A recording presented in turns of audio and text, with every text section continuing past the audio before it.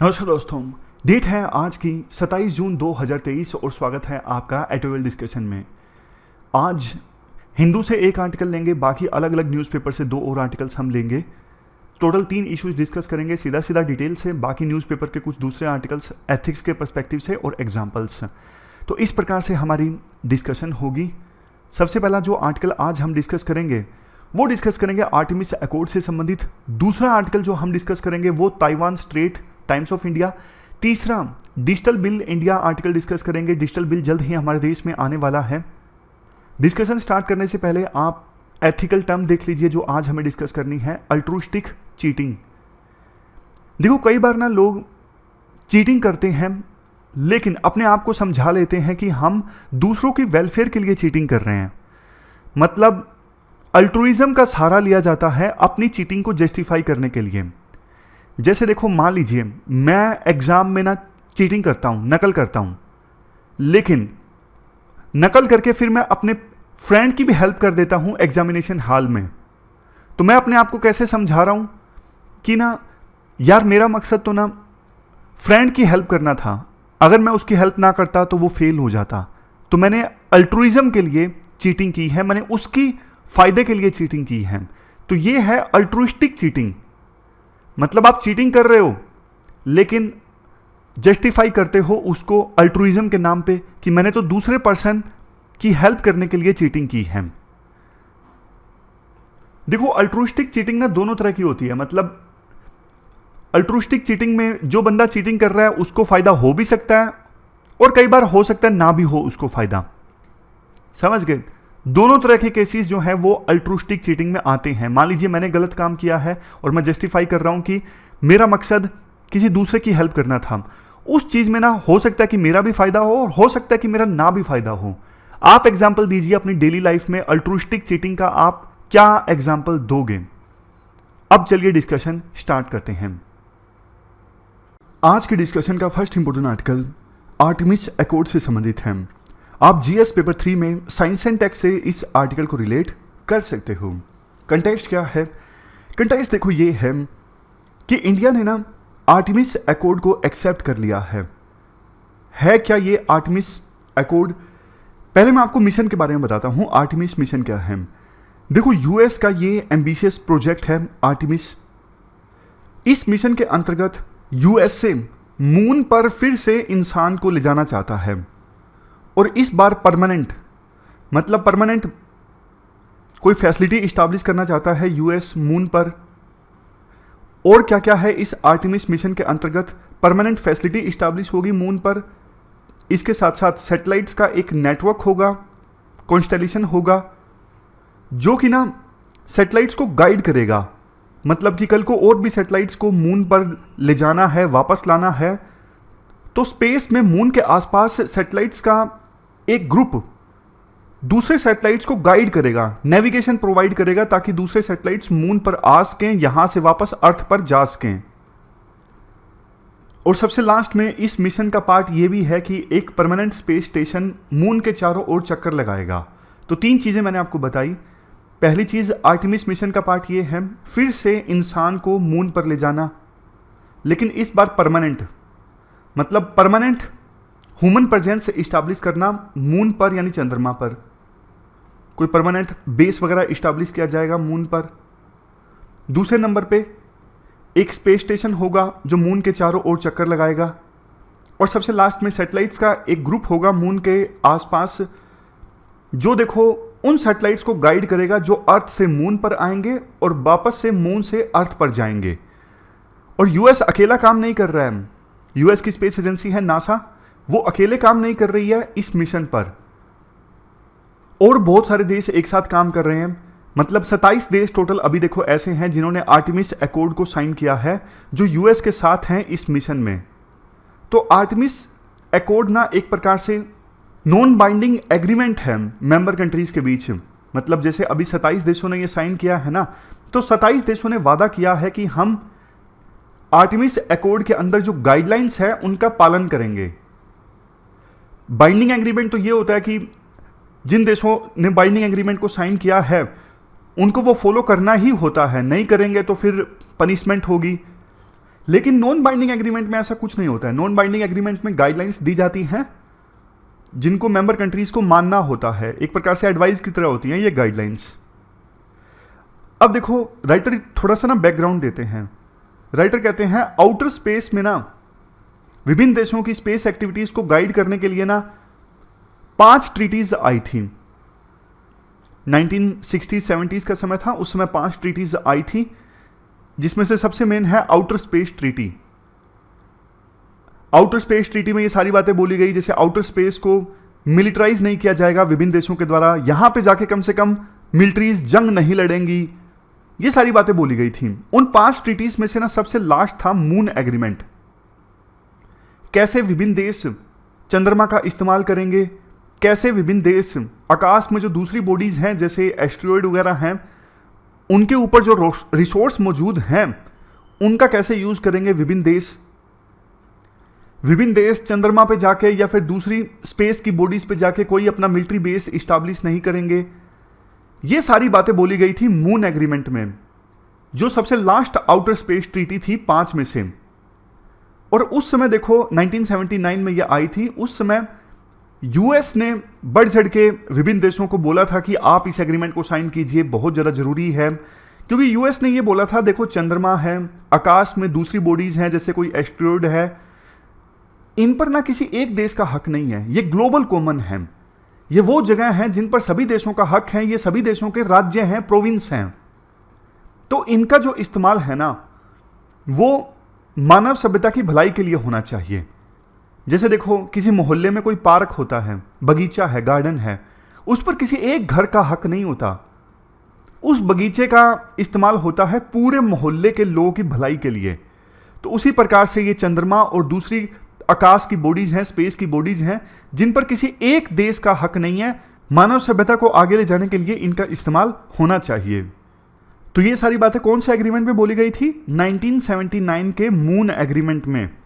But जानते हो एक चीज, उस समय तो यूएसए को ये सारी बातें अच्छी लगती थी, बट ना धीरे धीरे यूएस की सोच चेंज हो गई। आज के समय में ना यूएसए को ये लगता है कि नहीं यार, मून का इस्तेमाल होना चाहिए, मेरे पास तो टेक्नोलॉजी है, मैं चंद्रमा का इस्तेमाल करूंगा वहां पे वेपन्स को टेस्ट करने के लिए, वहां से रिसोर्सेज मिलेंगे, मुझे फायदा होगा। आज के समय में यूएसए की सोच ये है। यूएसए को यह भी डर है कि मैं तो मून एग्रीमेंट के प्रोविजन को मान रहा हूं, लेकिन चाइना जैसे देश वो तो मून पे अपना बेस इस्टेब्लिश कर लेंगे, वहां पे मिलिट्री बेस उनका हो जाएगा, मून के रिसोर्सेज को चाइना जैसे देश एक्सप्लॉइट कर लेंगे, हम पीछे रह जाएंगे। तो यूएस ने बोला कि मैं नहीं मानता, मून एग्रीमेंट जो हुआ था 1979 में, अब मैं उसे नहीं मानता। तो उसके बाद यूएसए ने मून एग्रीमेंट को रिजेक्ट कर दिया। तब फिर यूएसए ने अपने मित्र देशों के साथ मिलकर एक योजना बनाई कि हम मून पर एक परमानेंट बेस इस्टेब्लिश करते हैं, परमानेंट हम सैटेलाइट्स को वहां पे ले जाएंगे, वापस लाएंगे, इस प्रकार से एक चैनल बनाएंगे। तो यूएस के मित्र देश जो यूएस की बातों से अलाइंड हैं, उन्हीं देशों का यह अकॉर्ड है आर्टेमिस अकॉर्ड। समझ गए? मून एग्रीमेंट को यूएसए ने रिजेक्ट किया और फिर कहा कि मैं मून को यूज करना चाहता हूं, और यूएसए ने अपने दोस्तों को साथ मिलाया और उन्हीं दोस्तों का ग्रुप है जिसने साइन किया इस आर्टेमिस अकॉर्ड को। अब बात आती है इंडिया को क्या फायदा होगा। इंडिया को देखो फायदा होगा, इंडिया का खुद का गगनयान मिशन है जिसमें इंडिया को ह्यूमन बींग्स को भेजना है स्पेस में 7 दिनों के लिए लोअर अर्थ ऑर्बिट में। तो इंडिया काफ़ी कुछ सीखेगा इस आर्टेमिस मिशन से। इंडिया दूसरे देशों की स्पेस एजेंसी से सीखेगा, मतलब नासा से तो सीखेगा ही, आर्टेमिस अकॉर्ड में तो बहुत सारे दूसरे देशों की एजेंसीज हैं ना, उनसे भी इंडिया सीखेगा। सबसे लास्ट में अभी देखो इंडिया की ना रशिया की स्पेस एजेंसी के साथ में काफ़ी कोऑपरेशन है, बट अब रशिया की स्पेस एजेंसी उतनी एक्टिव नहीं है क्योंकि रशिया उतना स्ट्रॉन्ग नहीं रहा। रशिया अपनी स्पेस एक्टिविटीज़ के लिए उतना पैसा नहीं खर्च कर रहा है जितना कि यूएसएसआर किया करता था। तो इंडिया की ना रशिया के ऊपर डिपेंडेंसी कम होगी आर्टेमिस अकॉर्ड को साइन करने से, क्योंकि दूसरे देशों से इंडिया को बहुत कुछ अब मिलेगा। चैलेंजेस क्या हैं? सबसे पहला चैलेंज, इस अकॉर्ड में सिर्फ इनफॉर्मल सेट ऑफ गाइडलाइंस हैं, नॉन बाइंडिंग एग्रीमेंट है, सिर्फ गाइडलाइंस हैं और कुछ नहीं। जबकि इंडिया ना औपचारिक लॉ ज़्यादा पसंद करता है कि कानून बन जाए और बाकी देश उसे फॉलो करें, लेकिन आर्टेमिस अकॉर्ड में लॉ नहीं है, सिर्फ गाइडलाइंस हैं, एडवाइस हैं। Next, India shifting away from Russia. देखो एक पॉसिबिलिटी ये भी है कि इस अकॉर्ड को साइन करने से रशिया और इंडिया के बीच में दूरियां जो हैं वो और ज़्यादा बढ़ जाएं। Next, space resources. Moon agreement देखो ये बोला करता था कि स्पेस में जो बॉडीज़ हैं या फिर मून है उनके रिसोर्सेज को यूज़ करना है मानवता की भलाई के लिए। बट इस अकॉर्ड को साइन करना एक प्रकार से सिग्नल है कि इंडिया ने भी अब मून एग्रीमेंट को रिजेक्ट कर दिया है। इंडिया भी अब मून एग्रीमेंट को नहीं मानता, ऐसा सिग्नल गया है। लास्ट में यह भी बोला जाता है कि देखो राकेश शर्मा इंडिया के फर्स्ट एस्ट्रोनॉट थे जिन्होंने स्पेस में एंट्री ली, बट आर्टेमिस अकॉर्ड को साइन करके इंडिया के एस्ट्रोनॉट का एक बार फिर से स्पेस में जाने का रास्ता जो है वो खुल गया है और अच्छी अच्छी अपॉर्चुनिटीज़ होगी जो नासा और दूसरी स्पेस एजेंसीज के साथ मिलके इंडिया एक्सप्लोर करेगा। तो ये पूरा आर्टिकल है जो हमने डिस्कस किया आर्टेमिस मिशन से संबंधित। चलते हैं आगे। इसके बाद नेक्स्ट आर्टिकल ताइवान स्ट्रेट से संबंधित है। आप जीएस पेपर सेकंड के इस टॉपिक से आर्टिकल को रिलेट कर सकते हो। देखो ये चाइना है, यहाँ पे ताइवान, और ये है ताइवान स्ट्रेट। ये जो एरिया है ना जो मैं अभी मार्क कर रहा हूँ ये ताइवान स्ट्रेट है। यहाँ पे ना बहुत बार चाइना और ताइवान के बीच में टेंशन्स देखने को मिलती हैं। अभी हाल ही में एक आर्टिकल हमने डिस्कस किया था कि यूएस के जो फॉरेन मिनिस्टर हैं वो चाइना की यात्रा पर गए और उसके बाद शायद ऐसा लगा कि टेंशन्स डिफ्यूज हो गई हैं, टेंशन्स थोड़ी कम हुई हैं यूएस और चाइना के बीच में। हेनरी किसिंजर ने ना हाल ही में इकोनॉमिस्ट को दिए एक इंटरव्यू में कहा, हेनरी किसिंजर जो पहले यूएस की फॉरेन पॉलिसी मेकिंग में शामिल रही हैं, बहुत महान डिप्लोमेट माने जाते हैं हेनरी किसिंजर। इन्होंने ये बोला कि अभी जो यूएस और चाइना के बीच में सिचुएशन है ना वो फर्स्ट वर्ल्ड वार से पहले की सिचुएशन है। दोनों ना उस स्टेज पे आ चुके हैं कि दोनों एक दूसरे को कंसेशन देने के लिए तैयार ही नहीं है, दोनों एक दूसरे की बात मानने को तैयार ही नहीं है। कहते हैं ना कि अब हम इस स्टेज पे आ चुके हैं कि दोनों के बीच में कोई सुलह नहीं हो सकती, अब एक ही सॉल्यूशन बचा है कि दोनों के बीच में लड़ाई होगी। तो उस सिचुएशन पे दोनों देश आ चुके हैं। ये बात हेनरी किसिंजर ने बोली। उन्होंने बोला कि ये यूएस के विदेश मंत्री चाइना की यात्रा पर गए, इससे कुछ खास नहीं निकला, आने वाले समय में लड़ाई होगी यूएस और चाइना के बीच में। और देखो यूएस चाइना दो वर्ल्ड के सबसे पावरफुल कंट्रीज हैं, दोनों के बीच में अगर फ्रिक्शन होता है, लड़ाई होती है, तो उसका इंपैक्ट तो धीरे धीरे सीधा सीधा पूरे वर्ल्ड पे पड़ेगा। अभी हम बात कर रहे हैं ताइवान की। ताइवान का जो स्टेटस है ना वो चाइना के लिए सबसे बड़ा कंसर्न है। चाइना कहता है कि हम ताइवान को पूरी तरह से चाइना में यूनाइट करना चाहते हैं, चाइना में मिलाना चाहते हैं, बट मिला नहीं पा रहे हैं यूएसए के कारण। चाइना कहता है कि ताइवान पे हमारा ही हक है, बट अभी ताइवान अलग से चल रहा है। देश तो नहीं है क्योंकि ज़्यादातर ताइवान को मानते नहीं है एज ए देश चाइना के डर से, बट इंडिपेंडेंट चल रहा है ताइवान। तो चाइना कहता है इंडिपेंडेंट नहीं चलना चाहिए, हम ही इसको चलाएंगे, चाइना के अंडर ही ये सीधा सीधा आना चाहिए। बट यूएसए ऐसा नहीं चाहता। यूएसए चाहता है कि ताइवान अलग से एक देश की तरह चलता रहे, बेशक ज़्यादातर इसे देश ना माने, फिर भी चाइना का कंट्रोल नहीं होना चाहिए ताइवान में, ताइवान चाइना के अंदर नहीं मिलना चाहिए, ऐसा यूएसए कहता है। यूएसए से स्पीकर गई ताइवान की यात्रा पर, चाइना इससे बिल्कुल बुरी तरह से भड़क गया। चाइना ने बदले में ताइवान के नज़दीक जाके मिलिट्री एक्सरसाइज कंडक्ट कर दी, एग्रेसिवनेस शो कर दी ताइवान स्ट्रेट में। दोनों के लिए ना साख का सवाल बन गया है ताइवान, जहां चाइना को यह लगता है कि पास्ट में हमारे साथ जो गलत हुआ उसको एड्रेस करने के लिए, खोई ग्लोरी हासिल करने के लिए ताइवान लास्ट पॉइंट है। ताइवान को ही जैसे चाइना में हम मिलाएंगे तो पूरे वर्ल्ड को पता लग जाएगा कि अब चाइना की सेंचुरी आ चुकी है, ये चाइना की शताब्दी है। जबकि यूएसए को यह लगता है कि अगर चाइना ने ताइवान को अपने अंदर पूरी तरह से मिला लिया तो फिर हमारी बात कोई नहीं सुनेगा। यूएसए के पास अभी जो स्टेटस है सुपर पावर का, हमारे से वो जो टैग है, वो स्टेटस है, वो छिन जाएगा। इसलिए यूएसए किसी भी कीमत पर नहीं चाहता कि ताइवान जो है पूरी तरह से चाइना में मिल जाए। समझ गए आप पूरा इशू? तो इसी को लेकर ना दोनों के बीच में टकराव है। अब इंडिया का पॉइंट कहां पे आता है? इंडिया का पॉइंट देखो यहां पे आता है, इंडिया का बहुत सारा ट्रेड यहां से होके गुजरता है। इसके अलावा अगर चाइना ने ताइवान स्ट्रेट को मान लीजिए ब्लॉक कर दिया, जैसा पहले कोशिश चाइना कर चुका है, तो फिर यूएसए दूसरे रीजन्स को ब्लॉक करेगा। इंडो पैसिफिक रीजन में अलग अलग सीज में कन्फ्लिक्ट देखने को मिल सकता है, वायलेंस देखने को मिल सकता है। तो इसका इंपैक्ट इंडिया पे पड़ेगा। इंडिया का बहुत सारा ट्रेड होता है इंडो पैसिफिक रीजन में, ऑलमोस्ट 50% इंडिया का ट्रेड ईस्टर्न रीजन से होता है, जिसमें ये सारी चीजें आती हैं, ईस्ट सी, ताइवान स्ट्रेट, ये सब। इंडिया ताइवान से बहुत ज्यादा सेमीकंडक्टर प्रोक्योर करता है, बहुत सारी चीजें इंडिया इंडो पैसिफिक रीजन में एक्सपोर्ट करता है।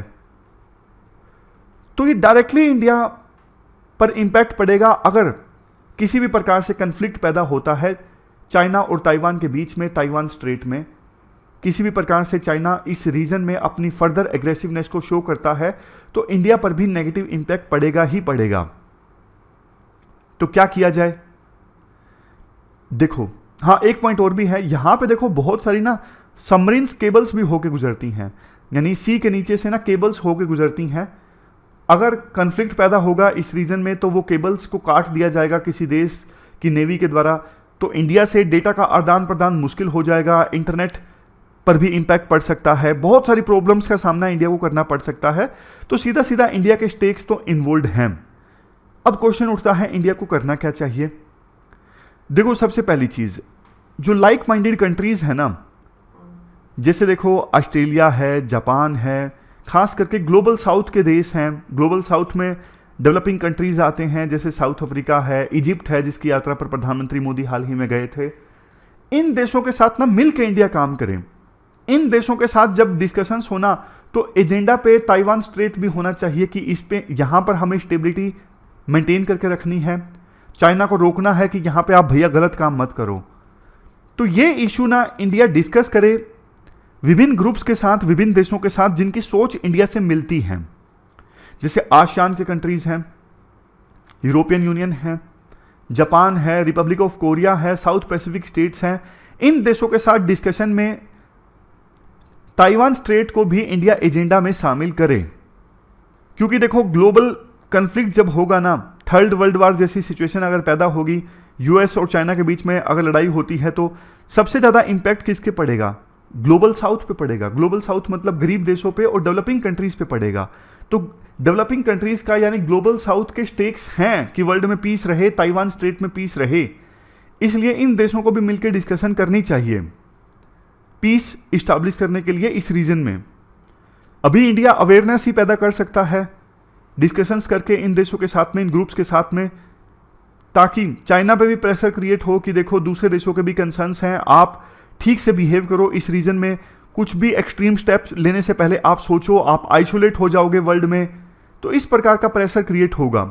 और देखो, एक चीज मैं आपको बताता हूं, कुछ देश ना ये बोलते हैं कि चाइना और यूएसए आपस में लड़ेंगे नहीं, क्योंकि ना चाइना और यूएसए एक दूसरे के ऊपर डिपेंड करते हैं, एक दूसरे के ऊपर निर्भर करते हैं बहुत सारी चीजों के लिए। यूएसए को पता है चाइना डिस्ट्रॉय हुआ तो उसकी इकोनॉमी पे भी असर पड़ेगा, और चाइना को भी पता है यूएसए खत्म हुआ तो उसकी इकोनॉमी पे भी असर पड़ेगा। बट देखो, इतिहास इस बात का गवाह है कि देश ना हर बार रैशनल डिसीजन नहीं लेते हैं, लॉजिक के हिसाब से देश डिसीजन नहीं लेते हैं। कई बार देश जो है वो फीलिंग्स के आधार पे भी डिसीजन लेते हैं। तो ताइवान को पूरी तरह से चाइना में मिलाने के लिए अगर चाइना ने डिसीजन लिया ना, तो ये उसका इमोशनल डिसीजन होगा, लॉजिकल डिसीजन नहीं होगा। पास्ट में भी ऐसा हुआ है, अब भी एक बार फिर से हो सकता है, इसलिए विभिन्न देशों को ना इसको लेकर तैयार रहना चाहिए। तो ये पूरा आर्टिकल हमने डिस्कस किया। अब चलते हैं आगे। इसके बाद next article digital India bill से संबंधित है। आप जीएस पेपर सेकंड के इस टॉपिक से और जीएस पेपर 3 से भी आर्टिकल को रिलेट कर सकते हो। देखो, आईटी एक्ट आया था, आईटी एक्ट 2000 में आया था। उस समय तो ना इंटरनेट आया था। जैसे इंटरनेट पे किसी ने हेट कमेंट पोस्ट कर दिया, चाइल्ड पोर्नोग्राफी से कंटेंट शेयर कर लिया, उन सब चीजों के लिए था ये आईटी एक्ट 2000, जिसमें समय समय पे अमेंडमेंट भी आया। समय समय पे अमेंडमेंट इसलिए आया क्योंकि आपको पता है इंटरनेट तो पिछले 23 सालों में ना पूरी तरह से बदल गया है, इतना स्ट्रॉन्ग हो गया है इंटरनेट, नई नई टेक्नोलॉजीज आ गई हैं। तो आईटी एक्ट 2000 ना उन सब चीज़ों से डील करने में सक्षम नहीं था, समझ गए? तो इसलिए समय समय पे अमेंडमेंट किया गया। और अब तो आपको पता है सोशल मीडिया आ गया, ई कॉमर्स आ गया, बहुत सारी चीजें आ गई, लेकिन ये आईटी एक्ट 2000 है ना अभी तक हमारे देश में चल ही रहा है, जबकि आज की सिचुएशन से ये एक्ट निपटने में पूरी तरह से सक्षम नहीं है। इसलिए ना सरकार एक नया बिल लेके आ रही है, डिजिटल इंडिया बिल 2023। इसका सबसे फर्स्ट जो ड्राफ्ट है वो इसी महीने के लास्ट तक पोस्ट कर दिया जाएगा जनता के लिए, ताकि जनता भी इस पे कमेंट कर सके। तो बहुत से लोग इंतजार कर रहे हैं, एक्सपर्ट्स इंतजार कर रहे हैं, ये जो ड्राफ्ट सरकार प्रेजेंट करेगी ना कैसा होगा, कैसे हमारे देश में इंफॉर्मेशन टेक्नोलॉजी को रेगुलेट किया जाएगा। पूरा वर्ल्ड भी देखेगा कि इंडिया में कैसा रेगुलेशन हो रहा है। चेंजेस भी प्रपोज किए हैं। मैं आपको पहले ना बैकग्राउंड बताता हूं ताकि इशू आपको अच्छे से समझ में आए। अभी का जो आईटी एक्ट है ना, इसमें अमेंडमेंट किया गया था। अभी के एक्ट के अनुसार इंटरमीडियरी कौन है? इंटरमीडियरी देखो वो है जो किसी भी यूजर को ना इंटरनेट से जोड़ता है। अब जैसे देखो फेसबुक है, फेसबुक किसी यूजर को इंटरनेट से जोड़ रहा है तो वो इंटरमीडियरी होगा। जोड़ना मतलब आप कुछ पोस्ट कर पा रहे हो फेसबुक पे, फेसबुक आपको प्लेटफॉर्म प्रोवाइड करवा रहा है। बट देखो ये जो चीज है ना, एनी एंटिटी, कोई भी कंपनी जो यूजर और इंटरनेट के बीच में एक लिंक का काम कर रही है वो इंटरमीडियरी है। इसमें देखो बहुत सारी कंपनीज आ जाती हैं। इवन अमेजोन पे आप कमेंट डालते हो, अमेजोन कंपनी भी आपको इंटरनेट से जोड़ रही है, एक इंटरमीडियरी का काम कर रही है।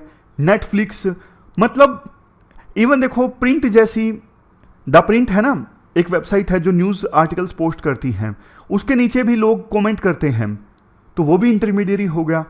तो अभी के एक्ट के अनुसार ना इंटरमीडियरी की जो डेफिनेशन है ना बहुत ज़्यादा वास्ट है, और सरकार ने ना इंटरमीडियरी के ऊपर ना काफ़ी सारी ओब्लिगेशंस लगा रखी हैं कि आपकी प्लेटफॉर्म पे अगर कोई हेट कमेंट आता है और हम आदेश देते हैं कि इस कमेंट को हटाओ, तो 72 घंटे के अंदर अंदर आपको वो कमेंट हटाना होगा। इसके साथ साथ आपको ग्रीवेंस रेड्रेसल ऑफिसर नियुक्त करना होगा, ग्रीवेंस रेड्रेसल का एक मैकेनिज्म बनाना होगा। इस प्रकार की कई तरह की बातें जो हैं, कई तरह की ओब्लिगेशंस हैं इंटरमीडियरी के ऊपर हमारे देश में। अब देखो इसके कारण ना माइक्रोसॉफ्ट जैसी कंपनीज जो है ना, वो सिर्फ पेड सब्सक्राइबर्स को सर्विस प्रोवाइड करती हैं, तो वो भी एक प्रकार से इंटरमीडियरी हो गई। अब वो बोलेंगे कि देखो आप तो ऐसी सिचुएशन पैदा कर रहे हो कि जिससे हम तो बिजनेस ही नहीं कर पाएंगे इंडिया में। सारी बातों का मतलब एक है कि अभी की जो इंटरमीडियरी की डेफिनेशन है ना करंट आईटी एक्ट में, वो खराब है। तो अभी सरकार ने ऐसे सिग्नल दिए हैं कि डिजिटल इंडिया बिल जो अभी आएगा ना, फर्स्ट ड्राफ्ट आएगा इस महीने से आखिर से पहले, 30 तारीख से पहले, उसमें ना विभिन्न इंटरमीडियरीज को ना अलग अलग कैटेगरीज में डिफाइन किया जाएगा। जैसे ई कॉमर्स की अलग से कैटेगरी हो गई, सर्च इंजन की अलग से कैटेगरी हो गई, सोशल मीडिया की अलग से कैटेगरी हो गई। तो फिर क्या होगा? फिर इसका फायदा ये होगा किसी भी प्लेटफॉर्म को ना उसकी कैटेगरी में डाला जाएगा और उसके लिए अलग से ऑब्लिगेशन होंगी। मतलब सोशल मीडिया वेबसाइट के लिए थोड़ी बड़ी ऑब्लिगेशन होंगी कि यहां पे कमेंट बहुत ज़्यादा आते हैं यूजर्स के, लेकिन अब माइक्रोसॉफ्ट जैसी वेबसाइट्स हैं, अमेजोन जैसी वेबसाइट्स हैं, उनके लिए अलग ऑब्लिगेशन होंगी क्योंकि वहां पे यूजर्स ज़्यादा कमेंट नहीं करते। तो इस अप्रोच से अभी सरकार चलेगी। जो बिल अभी प्रेजेंट किया जाएगा जनता के सामने इस महीने के आखिरी डेट से पहले, उसमें हम ये सारी गाइडलाइंस देखेंगे। राइटर कहते हैं देखो ये अप्रोच सही भी है, बट एक चीज़ का ध्यान ये रखना चाहिए, देखो टेक्नोलॉजी ना अभी तेजी से चेंज हो रही है, तो आप ये स्कोप जरूर रखिए कि ऐसा बिल ना हो कि ऐसे प्रोविजंस हो बिल में जो आज तो रेलेवेंट हैं, लेकिन जब टेक्नोलॉजी पुरानी हो जाए, नई नई टेक्नोलॉजीज आ जाएं, तब आपका बिल ही पुराना हो जाए, तब आपके बिल के प्रोविजंस रेलेवेंट ना हों। तो ये सारी चीज़ें आप मत करिएगा। दूसरा, हर एक कैटेगरी के लिए ना, जैसे आपने सोशल मीडिया की कैटेगरी बना दी और सर्च इंजन की अलग से बना दी। सोशल मीडिया में ज़्यादा रिस्क है, सर्च इंजन में थोड़ा कम रिस्क है। सर्च इंजन में रिस्क ये है कि ये गूगल जैसे जो प्लेटफॉर्म्स हैं, बायस्ड सर्च ना करें, हार्मफुल चीज़ों को मत दिखाएं सर्च में। ये ऑब्लिगेशंस हैं गूगल और दूसरी सर्च इंजन्स के ऊपर। तो मतलब आप ना रिस्क असेसमेंट कर लो कि किस कैटेगरी में कितना ज़्यादा रिस्क है, उसी के हिसाब से आप प्रोपोर्शनेट ऑब्लिगेशन लगा दो। जहां पे रिस्क ज़्यादा, उनको ज़्यादा ऑब्लिगेशन है उनके ऊपर, उनको ज़्यादा कंप्लायंस करना होगा, उनको ज़्यादा कड़े कानून मानने होंगे, ज़्यादा कड़े रूल्स मानने होंगे।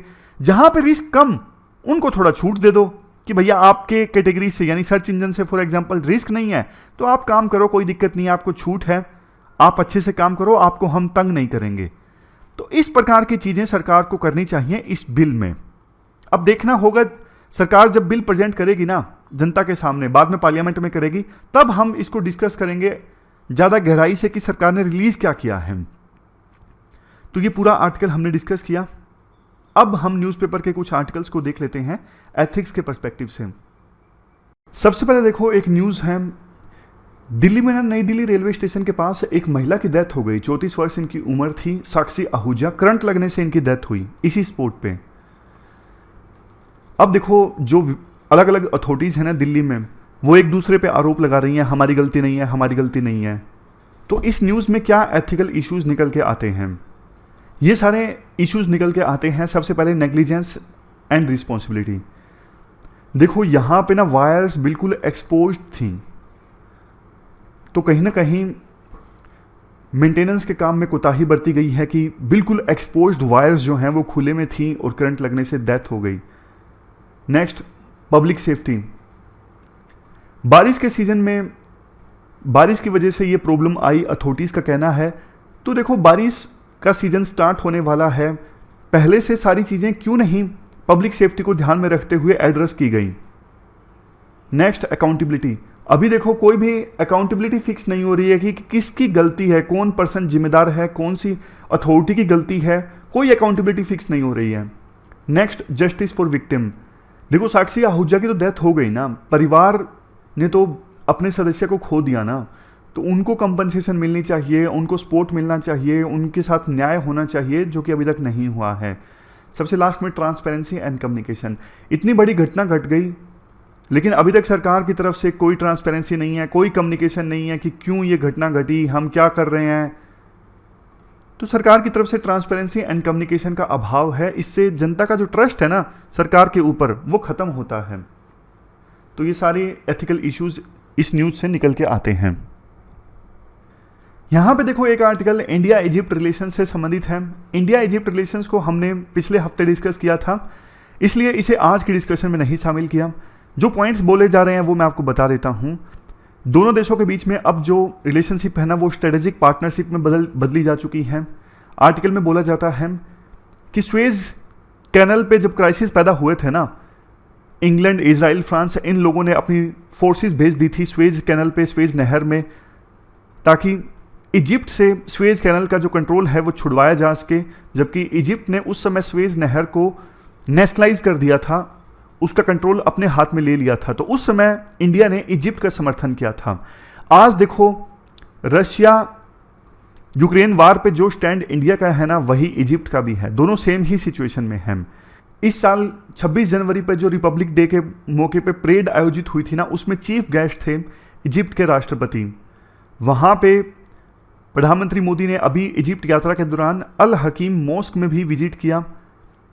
तो एक प्रकार से जो मिस गिविंग्स है ना कि इंडिया में माइनॉरिटीज़ का ठीक से ख्याल नहीं रखा जा रहा है, उस मिस बिलीव्स को एड्रेस करने की कोशिश की प्रधानमंत्री मोदी ने। और इजिप्ट जो है उसने हाल ही में ब्रिक्स का जो एक बैंक है, न्यू डेवलपमेंट बैंक, उसे ज्वाइन किया। और इजिप्ट जो है वो ब्रिक्स का मेंबर भी बनना चाहता है, जिसमें 5 देश हैं। इस पर फैसला होगा इस साल के अंत में जब ब्रिक्स का समिट ऑर्गेनाइज होगा। कुल मिलाकर देखो आप कह सकते हो कि इंडिया और इजिप्ट एक बढ़िया रिलेशनशिप की तरफ आगे बढ़ रहे हैं। दोनों के संबंध जो हैं वो आने वाले समय में और मजबूत होंगे। नीचे देखो ये वागनर जो ग्रुप है, वागनर ग्रुप है, प्राइवेट मिलिट्री ग्रुप है रशिया में, जिसने म्यूटिनी कर दी थी रशिया की मिलिट्री लीडरशिप के अगेंस्ट।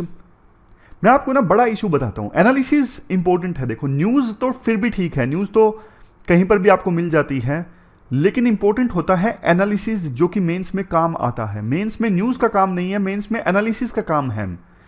एनालिसिस क्या है? वागनर ग्रुप रशिया की तरफ से यूक्रेन वार लड़ रहा था, बट नाराज हो गया रशिया की मिलिट्री पॉलिसीज की वजह से, तो उसने मिलिट्री के अगेंस्ट में म्यूटिनी कर दी।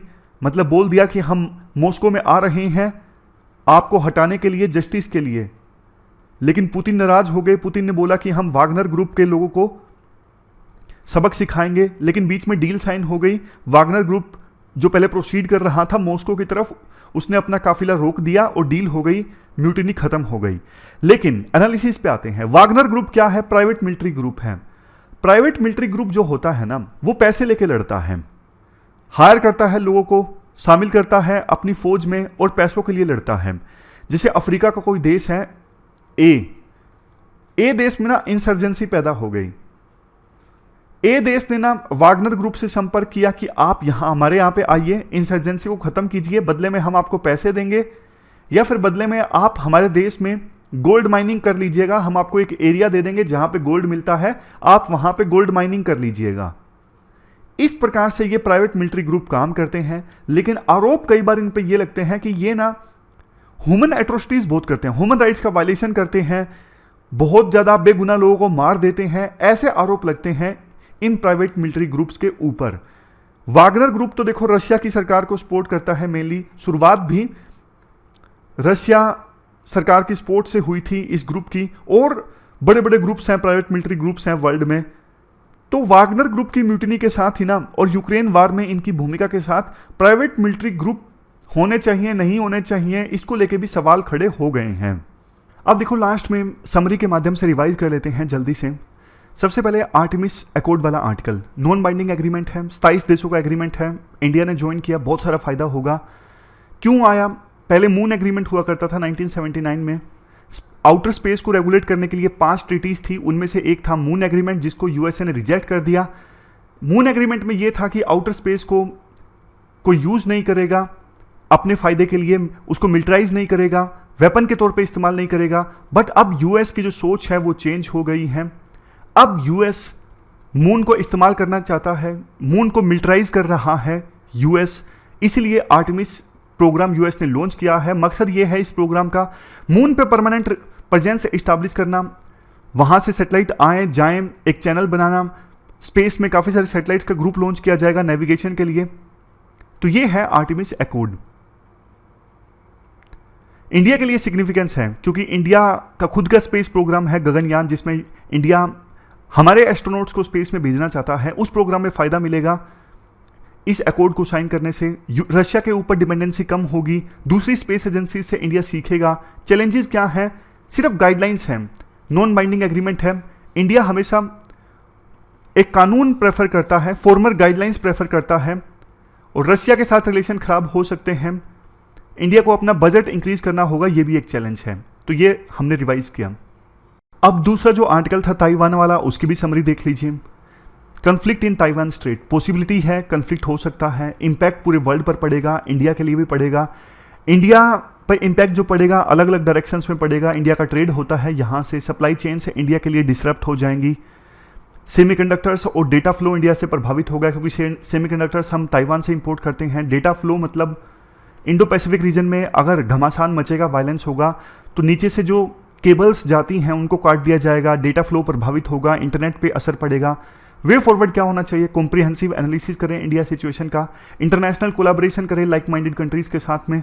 ग्लोबल साउथ जैसे गरीब देश हैं, डेवलपिंग कंट्रीज हैं, उन पे सबसे बड़ा इंपैक्ट पड़ेगा, उनके साथ मिलकर काम करें ताकि चाइना पे प्रेशर क्रिएट किया जा सके। ये क्वेश्चंस हैं जो आज आपको अटेम्प्ट करने हैं। दोनों जो क्वेश्चंस हैं 250 वर्ड्स में आपको इनका आंसर देना है। 15 मार्क्स के ये क्वेश्चन हैं। तो आज के डिस्कशन में बस इतना ही है। Thank you very much for discussion.